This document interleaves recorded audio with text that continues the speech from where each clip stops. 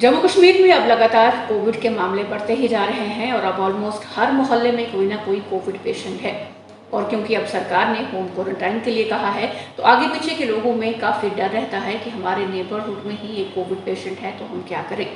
अब इन्हीं सब प्रॉब्लम्स को दूर करने के लिए, इस बारे में अवेयरनेस के लिए आज हमारे साथ लाइव फोन इन पर मौजूद हैं डॉक्टर संदीप डोगरा, जो कि इस बारे में सभी भ्रांतियों को दूर करेंगे कि किस तरह से हम कोविड, अगर आपके मोहल्ले में कोई कोरोना पेशेंट है तो आप अपना बचाव कैसे कर सकते हैं ताकि ये कम्युनिटी स्प्रेड ना हो। Sir, welcome to State Times. Sir, सबसे पहले तो ये जानना चाहूँगी कि अब हर मोहल्ले में ऑलमोस्ट कोई ना कोई कोविड का केस है ही है, तो ऐसे में आगे पीछे काफ़ी पैनिक हो जाता है। कुछ लोग बहुत ज़्यादा प्रिकॉशन ले रहे हैं, घरों से बाहर ही नहीं निकल रहे, और कुछ इस चीज़ को बिल्कुल लाइटली ले रहे हैं। तो ऐसे लोगों को अब क्या करना चाहिए? अगर आपके मोहल्ले में, आपके नेबरहुड में कोई कोविड केस है तो आप क्या प्रिकॉशंस लें?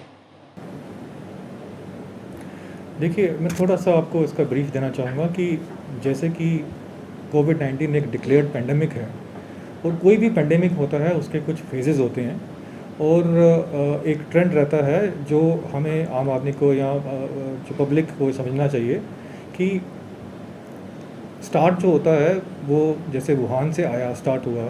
शुरू में लोग कम थे, फिर उन्होंने एक दूसरे फेज़ में अपने आसपास के लोगों को इन्फेक्ट किया। इस तरह से ये जो पैंडेमिक है, क्योंकि ये एक रेस्पिरेटरी वायरस से फैलता है, तो ग्रेजुअली हमने देखा कि कैसे इसका जो स्प्रेड है वो बढ़ा। तो ये एक्सपेक्टेड है कि ये हमें मालूम है, ये हमें पता है पहले से, जो भी एविडेंस पैंडेमिक में पहले जो हमें मिले हैं, कि ये अपना वक्त से फैलता है और इसी के लिए हर कंट्री, हर स्टेट तैयारी करती है और अवेयरनेस जनरेट करती है पब्लिक में कि हम इसे कैसे बचें, खुद को भी कैसे बचाएं और हमारे जो आसपास हैं हम उनको भी बचाएं अगर हम पॉजिटिव होते हैं तो इस बेसिस से मैं यही बताऊंगा कि अब हम एक ऐसे फेज़ में हैं कि हम देख रहे हैं कि जम्मू में रोज़ जो पॉजिटिविटी है, जो लोग पॉजिटिव आ रहे हैं वो बढ़ रहे हैं, जो कि एक्सपेक्टेड है। क्योंकि हम टेस्टिंग जो है उसकी जो तादाद है वो बढ़ी है, रैपिड टेस्टिंग स्टार्ट हो गई है, जल्दी उसके रिज़ल्ट्स मिल रहे हैं और उसके बाद में अनलॉकडाउन एक बड़ा क्रिटिकल कंपोनेंट है इस नंबर के बढ़ने का। तो जहाँ भी पब्लिक जो अपने घरों से सेफ जोन से बाहर आएगी तो ये एक्सपेक्टेड है कि जो रिस्क ऑफ ट्रांसमिशन है, जो रिस्क ऑफ इन्फेक्शन है वो बढ़ेगा और वो बड़ा भी हुआ होगा, इसमें कोई शक नहीं है। तो जाहिर है कि इसमें सबसे इम्पोर्टेंट है कि एक अगेन हम बात करते हैं कि सबसे पहली रिस्पॉन्सिबिलिटी हर आदमी की है कि वो पहले अपने आप को बचाए, तभी वो अपने घर वालों को बचा पाएगा, अपने मोहल्ले को बचा पाएगा या अपने स्टेट को बचा पाएगा। और अब 6 महीने हो गए हैं एडवाइजरीज़ को बार बार बोल बोल के हर फोरम पे, सोशल मीडिया पे ये चीज़ हम बार बार बताते हैं कि कैसे ये फैलता है और कैसे हम इससे बच सकते हैं। आपका मास्क मुझे बचाएगा, मेरा मास्क आपको बचाएगा, सोशल डिस्टेंसिंग, 2 गज़ की दूरी और उसके बाद में बार बार हैंड सैनिटाइजेशन। ये एक ट्रिपल जो पैकेज है, ये सबको मालूम भी है, लेकिन कई बार लोग अब अनलॉकडाउन के बाद में उनको लगा कि सब ठीक हो गया और अपना रूटीन जो है, क्योंकि अब गवर्नमेंट ने बोल दिया कि दुकानें खुलेंगी, ट्रैवल होगा, तो एक कैजुअलनेस सा बीच में देखा गया। कंप्लाइंस जो मास्क पहनने की थी वो भी थोड़ी गिरी और उसके साथ में अनलॉकडाउन भी हुए। तो इसका जो कम्बिनेशन है वो हम देख रहे हैं आज की डेट में। तो हम वापस बैक टू स्क्वायर वन आएंगे, हम वापस आपसे अपील करेंगे, आपके माध्यम से अपील करेंगे कि ये एक क्रूशल स्टेज है इस पेंडेमिक की, जिसमें कि रिस्क जो है इन्फेक्शन का पहले से बहुत ज़्यादा है और बट उसमें अच्छा ये है कि हम लोग इस रिस्क में जो लोग पॉजिटिव जो आ रहे हैं उनको पकड़ भी रहे हैं, उनको जल्दी से उनका पता भी कर रहे हैं और उसके लिए होम आइसोलेशन, जो कि एक बहुत बड़ा, मैं कहूँगा एक वेलकम डिसीजन है, वो भी अब हमारी स्टेट में जारी हो गई है। तो जो भी एसिम्टोमेटिक हैं, लोग हैं जिनको कोई कॉम्प्लिकेशन नहीं है, वो अपने घर पे भी आराम से इससे रिकवर कर सकते हैं। और तो अगर किसी के घर में कोई कोविड पेशेंट है जिसको होम आइसोलेट किया है, तो बाकी फैमिली मेम्बर्स क्या प्रिकॉशंस लें? बिल्कुल, ये एक बहुत वैलिड और बहुत इम्पोर्टेंट पॉइंट है कि जाहिर है पहले शुरू में एक डर था लोगों को कि कोविड पॉजिटिव अगर कोई होगा तो अगर वो हमारे घर पे है तो उससे कहीं हमें भी ना हो जाए। लेकिन देखिए, हम बात कर रहे हैं जो पॉलिसी ऑफ होम आइसोलेशन ये है, ये एसिम्प्टोमेटिक लोगों के लिए है जिनको कोई लक्षण नहीं होते। तो जाहिर है कि उनमें अगर वो पॉजिटिव भी हैं तो हम एज्यूम करते हैं कि उनका वायरल लोड कम होगा।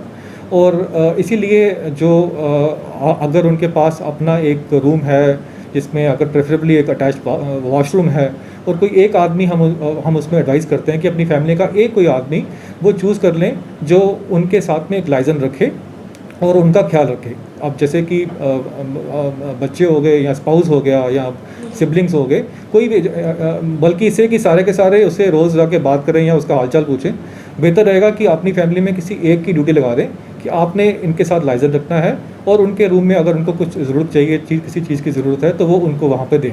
उसके साथ साथ में ये भी उनको इंश्योर करना है कि जो आदमी पॉजिटिव अपने होम आइसोलेशन में रूम में रहता है, उसको ये पता होना चाहिए कि उसको अपनी जो आइसोलेशन का पीरियड है उसमें किन बातों का ख्याल रखना है। तो इसमें हम लोग जो एडवाइस करते हैं कि जब वो आइसोलेटेड है अपने आप, उसको अपने खाने पीने का ख्याल रखना है। उसको ये ध्यान रखना है कि उसको ऐसे कोई लक्षण नहीं हो जो इसके जो ये बताते हैं कि हाँ कि हमें ये देखना होता है कि कहीं उसको ऐसी स्टेज पे वो ना जाए कि उसको कहीं हॉस्पिटल में या किसी को डॉक्टर को दिखाने की ज़रूरत पड़े। तो उसके लिए उसको इस चीज़ का पता होना चाहिए। उसके लिए एडवाइजरी बार बार आप देखिए मीडिया में do and don'ts home isolation के बार बार आजकल हम दे रहे हैं कि क्या करना है क्या नहीं करना है। खाने पीने में कोई परहेज़ नहीं है, अपना खाना खाइए, आराम से खाइए। और और उसके साथ में आपको ये भी देखना है कि आपके जो घर वाले हैं या आपके साथ में जो वहाँ पे जो आपके लिए जो आपकी फैमिली का मेंबर जो आपकी हेल्प करता है, वो भी मास्क पहने, आप भी मास्क पहने। और कोशिश कीजिए कि आपके रूम से कोई भी चीज़ जो है वो बिना डिसइंफेक्ट किए हुए बाहर नहीं जाए।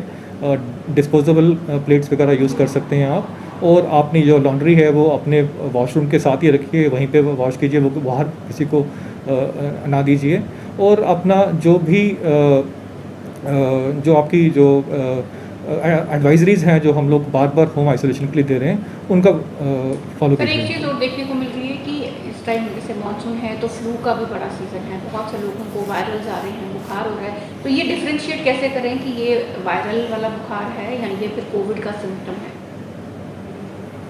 देखिए, अभी जो टाइम है मैं बताना चाहूँगा कि मानसून के बाद में अक्सर हम देखते हैं डेंगू भी आता है, फ्लू का सीज़न भी चल रहा है और साथ में कोविड भी है। तो इनके कई सिम्टम्स जो होते हैं वो ओवरलैप करते हैं और इनिशियली में बड़ा मुश्किल होता है कि किसी को भी अपने आप लेवल पे असेस करना है। बेहतर रहेगा कि इसके लिए जो फ्लू ओपीडी हमारे पास बनी है, आज ही हमने सेक्रेटरी में फ्लू ओपीडी की है। प्लस हमारे पास जो भी ऐसे जो पेशेंट आते हैं उनकी प्रॉपर स्क्रीनिंग होना बड़ा ज़रूरी है। और अगर ज़रूरत पड़े तो उसके लिए टेस्ट भी करवाना चाहिए, क्योंकि फ्लू में के सीज़न में अगर किसी को रेस्पिरेटरी सिम्टम्स हैं तो ज़ाहिर है कि उनको डिफरेंशिएट करना इम्पॉर्टेंट है कि क्या वो कोविड है या वो सिंपल फ्लू है। तो ये जो फ़ैसला है ये आप डॉक्टर पे छोड़िए, वो उसको प्रॉपर्ली असेस करेंगे और उसके बाद में वो बताएंगे कि आगे क्या कोर्स ऑफ सर एक एक्शन बहुत होना सा चाहिए। ट्रेंड देखने को ये भी मिल रहा है कि लोग दिन में 4-4, 5-5 बार काढ़ा बना कर पी रहे हैं कि हमें कोविड ना हो, हम इन्फेक्शन से बचें, जिस वजह से उन्हें कुछ और प्रॉब्लम हो जाती है। तो ये काढ़ा आपने जो इम्यूनिटी बूस्टर ड्रिंक्स हैं या जो हम लोग घर पे होम रेमेडीज़ कर रहे हैं वो उनको किस हद तक करनी चाहिए? देखिए, ये कोविड-19 को आप समझिए कि अगर आप इसको इम्यूनिटी से लिंक करते हैं, जैसा कि लिंक होता भी है, आप इसको डायरेक्टली कोविड-19 से ना जोड़िए। चाहे काढ़ा पीने की बात हो या कुछ और बड़े सारे हर्बल रेमेडीज़ हैं, एलोपैथिक मेडिसिन्स हैं। जब तक आप इनको अपने नॉर्मल इम्यूनिटी के लिए लिंक करते हो, हमें कोई इतराज़ नहीं है। आप जो खाना खाइए जो आपको ठीक लगता है, जिससे कि आपकी जो इम्यूनिटी बढ़ती है, च्यवनप्राश हो गया या बड़े सारे ऐसे मेडिसिन्स हैं, उनको लीजिए। लेकिन जब आप उनको कोविड-19 से लिंक ना कीजिए। कोविड-19 के लिए ऐसी कोई चीज़ नहीं बनी अभी तक जो ये कह पाए कि इससे नहीं होगा। लेकिन अगर कोई चीज़ आपकी बॉडी की इम्यूनिटी को पर से अलग से बूस्ट करती है तो that is a welcome sir step. ये मैं आपसे इसी पर फिर एक बात करूँगी कि मैंने बहुत से लोग पर्सनली ऐसे देखे हैं कि जो मास्क नहीं पहनते घर से निकलते हुए और ये बोल के घर से निकलते हैं कि मैंने तो काढ़ा पिया है, मुझे अब कोविड नहीं हो सकता। तो ये ऐसे लोगों के लिए मुझे आपका अफसोस मैसेज है। क्या रहेगा जो उसको इतना नॉन सीरियसली ले रहे हैं कि मैंने काढ़ा पिया है और मुझे कोविड नहीं होगा तो मुझे मास्क पहनने की कोई ज़रूरत नहीं है, मैं ऐसे ही सेफ हूँ। देखिए, एक बहुत बड़ा एक एविडेंस अब निकल के आ रहा है इसमें कि ये सामने आया है कि ये जो 20 से 40 साल की जो उम्र के हमारे जो यंग जनरेशन है, ये काफ़ी तादाद में क्योंकि ये जो बीमारी है कोविड-19 की काफ़ी लोगों में एसिम्प्टोमेटिक होकर निकल जाती है। मतलब कि उनको इन्फेक्शन होता है, लेकिन उनको लक्षण नहीं होते और ना ही उन्हें खुद पता होता है कि वो पॉजिटिव हैं। लेकिन क्योंकि वो यंग एज ग्रुप में है, उनकी इम्यूनिटी अच्छी है, उनका इम्यून रिस्पॉन्स अच्छा है, वो तो निकल जाते हैं, लेकिन वो ये भूल जाते हैं कि जब वो पॉजिटिव होते हैं उस समय ये बाकी लोगों को वो स्प्रेड कर रहे होते हैं। वो अपने घर में इसको स्प्रेड कर रहे होते हैं, वो अपने ऑफिस में इसको स्प्रेड कर रहे होते हैं, वो कम्युनिटी में बाहर स्प्रेड कर रहे होते हैं, और यही रीज़न है कि इसको काबू करने में दिक्कत आ रही है। तो मैं अपील करूँगा ऐसे अपने साथियों से कि आप ये किसी भी मिथ में ना रहो, ये किसी को भी हो सकता है, और इसके अभी तक हमारे पास ऐसी कोई वैक्सीन नहीं आई है, कोई दवाई ऐसी नहीं है जो कंफर्म करके बोले कि हम इसको ठीक कर सकते हैं। Prevention is the only cure आज की डेट में। तो ये प्लीज़ तो ये हर एक आदमी की रिस्पॉन्सिबिलिटी है कि जो सरकार बार बार एडवाइजरी दे रही है, डॉक्यूमेंटेड साइंटिफिक बेस्ड एडवाइजरी है वो, और उसको लाइटली मत लीजिए। वो टाइम अब निकल गया हुआ है। अब इसकी कॉस्ट अगर आप नहीं दोगे तो आपकी फैमिली में किसी को देनी पड़ेगी, आपके मोहल्ले में किसी को देनी पड़ेगी, या देश को देनी पड़ेगी। सर, अब जैसे अनलॉक हो चुका है, लोग ऑफिस में भी जा रहे हैं, अपने काम पर भी जा रहे हैं, उनके घर में छोटे बच्चे हैं, तो बच्चों को सेफ रखने के लिए वो जब घर आएँ तो सबसे पहले क्या करें? ये हैंड सैनिटाइजेशन तो हुई, लेकिन अपने बच्चों को सेफ रखने बहुत के ज़रूरी लिए है। कोई ऐसा प्रिकॉशन या कोई ऐसे टिप्स होते हैं जिससे कि जो बाहर से घर जा रहा है काम करके वो अपने बच्चों को सेफ रख सके?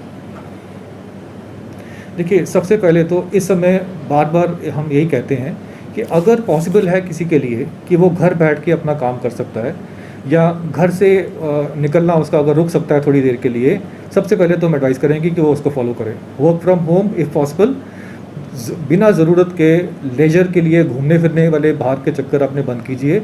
और अगर किसी को मजबूरन अपने घर से काम के लिए बाहर निकलना है, ठीक है, अगर किसी भी के लिए, तो सबसे बड़ी रिस्पॉन्सिबिलिटी उस आदमी की बनती है कि जब वो घर वापस आता है तो अपने घर वालों की सेफ्टी के लिए he is a person who is responsible. तो ही हैज़ टू एंश्योर कि वो अपना बाहर में जो जब वो घर से बाहर निकलता है तो वो रिस्क ऑफ इन्फेक्शन सबसे लोएस्ट रखे। देखो, ये कहना बड़ा इजी है कि हमने मास्क पहन लिया या हमने 2 गज़ की दूरी अपना ली और हमें नहीं होगा। हर एक का अपना अपना एक इम्यून रिस्पॉन्स होता है और अपने आप की एक रिस्क कैपेसिटी होती है। हम देख रहे हैं कि लोगों ने मास्क पहना होता है फिर भी पॉजिटिव आ रहे हैं, हमारे हेल्थ केयर वर्कर पॉजिटिव आ रहे हैं in spite of taking precaution. इसका मतलब ये है कि बाहर रिस्क ज़्यादा है, और हमारी कोशिश होनी चाहिए जो हम घर से बाहर निकलते हैं कि अपना रिस्क ऑफ एक्सपोजर कम से कम रखें। उसके लिए हमें अपनी एक सोच ऐसी बदलनी है कि जहाँ भी हमें लगे कि यहाँ खतरा है या यहाँ पे थोड़ा रिस्की है, तो वहाँ पे थोड़ा अलर्ट हो जाएं। मास्क सिर्फ पहना ही ज़रूरी नहीं है, मास्क सही तरीके से पहनना और भी ज़्यादा ज़रूरी है। कितनी देर तक पहना है वो भी ज़रूरी है।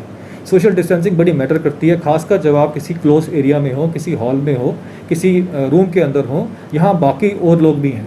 ये अब एक हमारी जो सोच है, हमारा जो बिहेवियर है, ये बेसिकली कोविड का जो सेफ्टी है ये वहाँ तक पहुँच गया है कि हमारे अपनी सोच बदलनी पड़ेगी। हमें अपना जो रिस्क जो असेसमेंट है और उसके बाद में जो उसका रिएक्शन है वो हमें बदलना पड़ेगा। और जब हम अपना लोअर रिस्क करके जब शाम को घर वापस आते हैं अपनी फैमिली के पास, अपने ओल्ड पेरेंट्स के पास, या हमारे घर में अगर कोई कोमॉर्बिड है, किसी को और बीमारी है, तो ये हमारी रिस्पॉन्सिबिलिटी बनती है कि हम उनको बचाएं। तो हमने अगर अपना लो रिस्क किया हुआ है, उसके बाद जब हम घर में आते हैं जितनी भी चीज़ें आप कैरी करते हो उनको सैनिटाइज़ कीजिए। चाहे आपका घड़ी है, आपका पर्स है, आपका चश्मा है, पेन है, मोबाइल फ़ोन है, घर में एंटर करने से पहले इनको सैनिटाइज़ कीजिए। हाथ अपने सैनिटाइज़ कीजिए। जाते ही पहले you take a bath, change करके उसके बाद ही अपने फैमिली में जाइए। अब जो हम डॉक्टर्स जो हम घर में भी मास्क पहनते हैं, बिकॉज हमें पता है कि हमारा जो वर्क प्रोफाइल ऐसा है कि we are in a high risk zone. So depending on सबका अपना अपना जो है रिस्क प्रोफाइल है। एक आदमी जो दुकान में काम कर रहा है 100 लोगों को मिलता है, एक बैंकर है जिसके काउंटर पे 200 लोग आते हैं, एक पोस्ट ऑफिस है या कोई ऐसा ऑफिस है जहाँ पे आपको मतलब पब्लिक डीलिंग है आपकी, तो ये सब बेसिकली हाई रिस्क एरियाज़ हैं। तो यहाँ पे हर आदमी को अपने जो भी फिजिबिलिटी के हिसाब से ही हैज़ टू टेक प्रिकॉशंस। और उसमें मेन वही है, 3 बातें आती हैं। मास्क पहनना है, आपने सही तरीके से मास्क पहनना है, अपना रिस्क कम करना है, सोशल डिस्टेंसिंग मेंटेन करनी है, और जैसे भी आपका काम है, आपको फाइलें 20 पकड़नी है, आपको चीज़ें किसी को देनी है, तो हाथ जहाँ भी फिजिबल होगा वहाँ आपको इसकी सैनिटाइज करने हैं। Ultimately objective is to decrease your risk of infection. और सर ये कब हमें, मतलब जैसे मैंने कहा कि अभी फ्लू का सीज़न भी है, तो बहुत से लोगों को फ्लू है या वायरल है, तो कब कुछ लोग हैं जिनको फीवर सिम्टम आ रहा है लेकिन वो टेस्ट कराने नहीं जा रहे कि हमें कहीं कोविड पॉजिटिव ना कर दें, तो इस वजह से वो घर पे ही खुद ही अपनी रेमेडीज़ के साथ ही चल रहे हैं। मैं इसमें एक आपको बताना चाहूँगा कि इसीलिए एडमिनिस्ट्रेशन ने एक बड़ा अच्छा डिसीजन लिया है कि पहले अभी तक जो मेडिकल कॉलेज में जो फ्लू ओपीडी थी और जो सैंपल कलेक्शन थी, वहाँ पे अब क्योंकि सैम्पलिंग ज़्यादा होती है तो रश काफ़ी होता था और इसीलिए लोग थोड़े से घबराते भी थे। पर आज से मैं आवाम को ये चाहूँगा कि आप ये मैसेज कन्वे करें कि आज से साइकेट्री हॉस्पिटल में एक डेडिकेटेड हमने कलेक्शन स्टार्ट कर दी है फ्लू ओपीडी के साथ में। यहाँ पे रैपिड एंटीजन टेस्टिंग हो रही है। तो as per the government advisory अगर किसी को भी ये इन्फ्लुएंजा लाइक फ्लू के अगर सिम्टम होते हैं, लक्षण होते हैं, तो वो वहाँ पे अपना रैपिड टेस्ट करवा सकता है, जिसकी रिपोर्ट बड़ी जल्दी मिल जाती है, सेम डे मिल जाती है। उससे वो अपना असेसमेंट कर सकता है कि वो फ्लू है कि कोविड है। सर एक चीज़ और देखने को मिली, कुछ लोगों ने ये कंप्लेंट भी की कि हमने जब एक जगह पर टेस्ट कराया तो हम पॉजिटिव आए, लेकिन जब हम दूसरी जगह कैंप चल रहा था वहाँ जाकर हमने टेस्ट किया तो वो नेगेटिव आया। तो अब वो क्या कंसीडर करें, अपने आप को नेगेटिव कंसीडर करें या पॉजिटिव कंसीडर करें? देखिए, पहले तो मैं ये बोलूँगा कि जब एक बार पॉजिटिव आया तो दोबारा करवाने की कोई भी इंडिकेशन नहीं है। रैपिड टेस्टिंग और RT-PCR जो भी टेस्ट है, अगर एक बार वो पॉजिटिव आता है, they are comparable, they are equal. किसी भी रैपिड टेस्ट को डाउट करने का अब कोई टाइम नहीं है। ये सब टेस्ट एक राइगोरियस टेस्टिंग प्रोसेस से होके पब्लिक में आते हैं। गवर्नमेंट की जो एजेंसी है ICMR वो इनको अप्रूव करती है। और इंटर टेस्ट वेरिएशन जो होती है उसमें बड़े सारे रीज़न हो सकते हैं। उसमें किट का फॉल्ट हो सकता है, उसमें जिसने सैंपल लिया है उसकी टेक्निक हो सकती है। तो मुझे लगता है कि प्लीज़ आप हमें कोऑपरेट करें कि रैपिड अगर टेस्ट पॉजिटिव है और वो पॉजिटिव है, वो RT-PCR के कंपैरेबल में है, उसके बाद में कोई डिबेट होनी नहीं चाहिए। ओके, तो सर अब लास्ट में आपका मैसेज क्या रहेगा उन सभी लोगों के लिए जो कि एसिम्प्टोमेटिक है और उन लोगों के लिए जो कि सिम्प्टोमेटिक हैं, कोविड पॉजिटिव हैं, वो अपना बचाव कैसे करें, पॉजिटिव कैसे रहें? क्योंकि जो लोग पेशेंट पॉजिटिव आता है उसको साइकोलॉजिकली भी बड़ा सा रहता है कि पता नहीं अब मैं बचूंगा या नहीं, तो उनका वो पॉजिटिव रहना भी बेहतर। देखिए, जो एसिम्प्टोमेटिक पेशेंट्स हैं जो कोविड पॉजिटिव आ रहे हैं, मेजॉरिटी ऑफ ये लोग अपने आप अपना जो 10 दिन का जो पीरियड होता है आइसोलेशन का, उसके बाद में ये रिकवर कर जाएंगे। ये जो हमारे पास डाटा है, ट्रेंड्स चल रहे हैं, इनको ज़्यादा किसी दिक्कत की ज़रूरत नहीं होती, ये नहीं होती है इनको। हाँ, जो सिम्प्टोमेटिक्स हैं उनको थोड़ा अलर्ट रहना चाहिए। उनको अपना फीवर और अपना पल्स ऑक्सीमीटर से अपनी जो ऑक्सीजन सेचुरेशन है वो उसको जो उनको चाहिए कि वो रेगुलर इंटरवल पे डेली जो है उसको मॉनिटर करते रहें।